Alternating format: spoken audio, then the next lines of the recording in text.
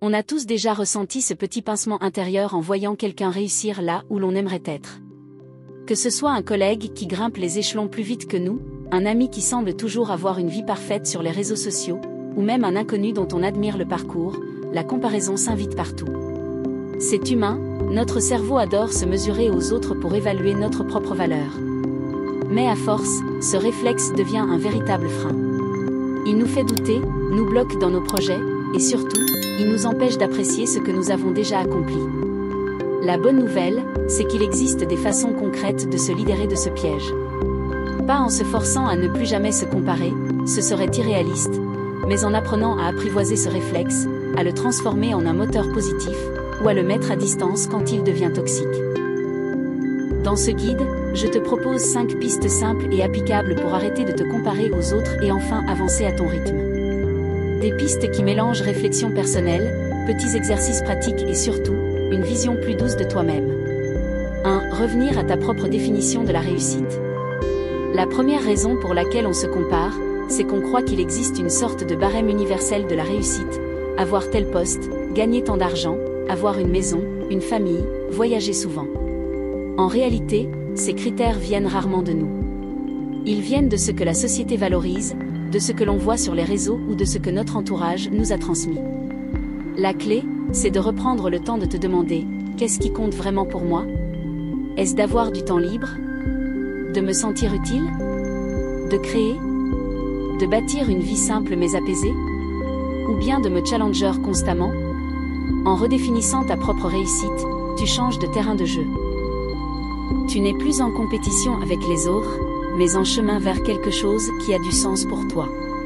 Imagine, si ton vrai but, c'est d'avoir plus de sérénité au quotidien, pourquoi te comparer à quelqu'un qui fait carrière dans une multinationale avec 80 heures de travail par semaine? Ce n'est même pas la même direction. Par exemple, prends une feuille et note 3 choses qui, pour toi, définissent une vie réussie. Pas celles que tout le monde dit, mais celles qui te font vibrer. Ensuite, demande-toi si tu vis déjà un peu ces choses aujourd'hui, et comment tu pourrais les nourrir davantage.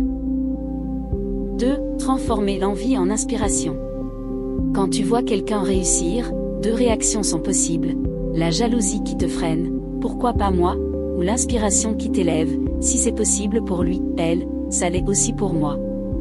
La comparaison devient alors un outil de motivation. Plutôt que de te dire « elle a ce que je n'aurai jamais », demande-toi « qu'est-ce que j'admire exactement chez cette personne ? Est-ce son courage, sa discipline, sa créativité ? Et comment pourrais-je, à mon échelle, intégrer un petit bout de cette qualité dans ma vie ? » L'idée n'est pas de copier, mais d'apprendre. Les autres deviennent des miroirs qui révèlent des envies profondes en toi. Et souvent, si tu admires une qualité chez quelqu'un, c'est qu'elle existe déjà en germe chez toi. Tu n'as qu'à la cultiver. Exercice pratique, choisis une personne que tu admires. Liste 3 qualités ou habitudes que tu aimerais développer en t'inspirant d'elle. Puis, note une petite action que tu pourrais tester dès cette semaine pour te rapprocher de l'une de ces qualités. 3. Débrancher des comparaisons toxiques. Soyons honnêtes, une grande partie des comparaisons vient des réseaux sociaux.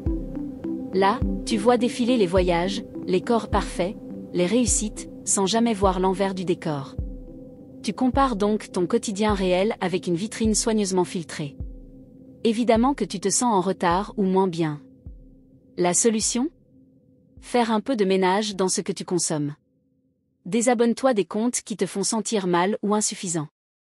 Garde ceux qui t'inspirent vraiment, qui partagent des parcours authentiques et réalistes.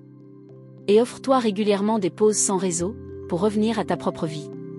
Astuce simple, mets un minuteur quand tu vas sur les réseaux, par exemple 20 minutes. Ensuite, dépose ton téléphone et fais quelque chose qui nourrit vraiment ton bien-être, lire, marcher, appeler un ami. Tu verras vite la différence. 4. Cultiver la gratitude pour ton propre chemin. La comparaison te fait regarder ailleurs. La gratitude te ramène chez toi. Elle te rappelle que, même si tu n'es pas encore là où tu voudrais être, tu as déjà avancé, appris, grandi. Chaque soir, prends 5 minutes pour noter 3 petites choses positives de ta journée. Un sourire, une tâche accomplie, un moment de repos. peu importe la taille. En faisant ça, tu entraînes ton cerveau à se concentrer sur ce que tu as déjà, plutôt que sur ce que tu n'as pas. Et tu sais quoi? Ce changement de regard a un effet énorme sur ton énergie. Tu arrêtes de courir après ce que les autres ont, et tu commences à savourer ton chemin, pas à pas. 5. Te comparer à toi-même.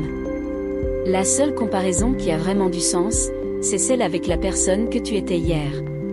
Se mesurer aux autres fausse tout. Chacun a une histoire, un rythme et des ressources différentes. Mais regarder ton propre chemin, c'est reprendre le pouvoir. Commence à rejeter un œil en arrière. Où étais-tu il y a 1 an, ou même 6 mois?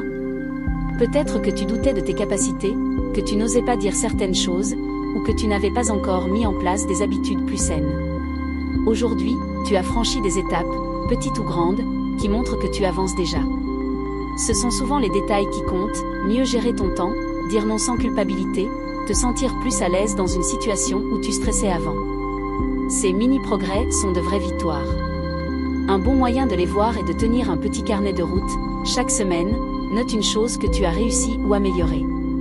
Avec le temps, tu verras que tu as évolué bien plus que tu ne le crois. L'idée n'est pas d'être meilleur que tout le monde, mais d'être une version un peu plus alignée, plus sereine et plus confiante de toi-même. Avancez pas, à ton rythme, en célébrant tes progrès. Et c'est justement là que tu retrouves la liberté. Tu n'as plus besoin de courir derrière un modèle extérieur, tu avances pour toi. Enfin, se comparer aux autres est naturel. Mais si tu laisses ce réflexe guider ta vie, tu restes bloqué dans une course qui n'est pas la tienne. Ces 5 pistes t'aident à transformer cette habitude en quelque chose de plus doux, plus juste, plus aligné avec toi. Rappelle-toi, tu n'as pas besoin d'aller plus vite que les autres. Tu as juste besoin d'avancer à ton rythme, dans la direction qui fait sens pour toi.